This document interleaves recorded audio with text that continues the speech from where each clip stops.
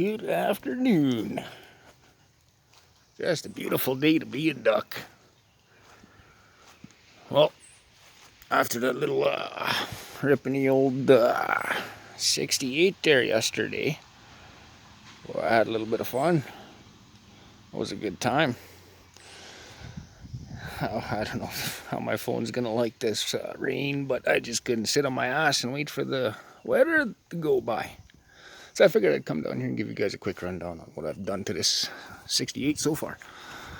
That Chinese coming out of there because that's a turbo 350, and I got a 400 for it in that parts truck, and it seems to work pretty good, so it's going in. But I swapped out the regular pedestal type motor mounts, and I put in 73 to 80, 85, 87. Yeah, 73 to 87 style clamshell. Swapped those in there. I went and pulled the front cross member out of the old 72 parts truck, which is over here, and it wasn't too bad. I mean, it was a lot easier than swapping ball joints and wrecking ball joint seals and stuff like that, and I pretty much put everything back together. It's been a while. You can tell how long it's been since I've actually worked on something, but that is what it is. But yeah, there's 8 bolts on each side. You undo those, you drop your pitman arm rods and all your steering linkage and everything, and your steering box. Pull it all out as one unit. Pull it over. Put some wheels on it. Hold on a second. So yeah, but you just basically roll it over, you remount everything back up, put on a power steering pump on it, or not a pump, a box.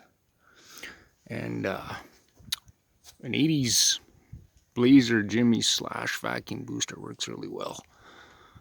So everything is swapped over. I got disc brakes now, 5-bolt wheels, whereas I had manual brakes and manual drums and yeah. But I had this thing sitting up on blocking, high as you can get it, and yeah, this front clip wasn't on here. Came in the parts truck, and I got that truck and this truck for $600 a few years ago, quite a few years ago actually. And I wasn't gonna take the parts truck. The guy was heading back east, and he had an ad for $800 for both trucks. And I said, I got $600, and I will come and pick them up like right that day. And he said, well, the only way I'd take $600 is if you took both trucks. So I had to fucking get a buddy. I had to get a buddy to pull a trailer and go and pick up this truck, which is just the cab and the box frame and the old slot rims I put on my bogger over there. Sure you guys can see that, but yeah. And I axle swapped the rear. It's 5-bolt disc, 5-bolt drum now. Open diff still. Box needs a hell of work. Actually, the rails aren't too bad, but all needs to be done.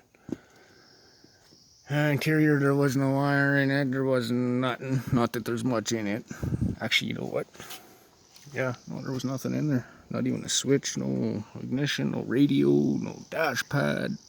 Nothing. It was ready to be stripped. It looked like they were going to try and do the cap, but whatever. I put a harness back in it. I rewired the whole interior. Put in the harness and bolted it back into the firewall. Now I just got to do the underhood harness. Drag out the 454 out of the old Jimmy.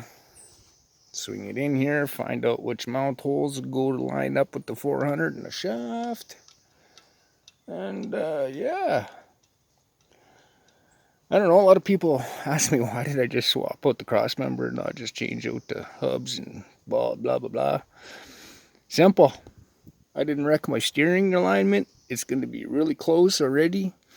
Everything is all shimmed up already. The frame rails are the same frame rails, just undo 8 bolts, a couple drop arms to hold your steering rod, and you drop your steering box and undo your shocks and just roll it out.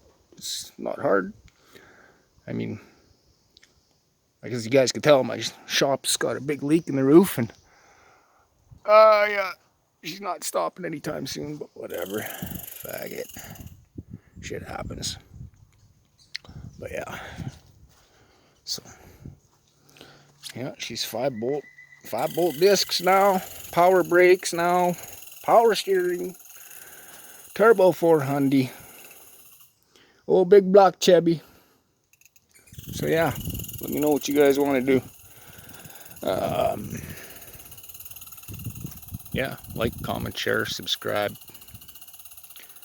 And last video is not gone. I still got it.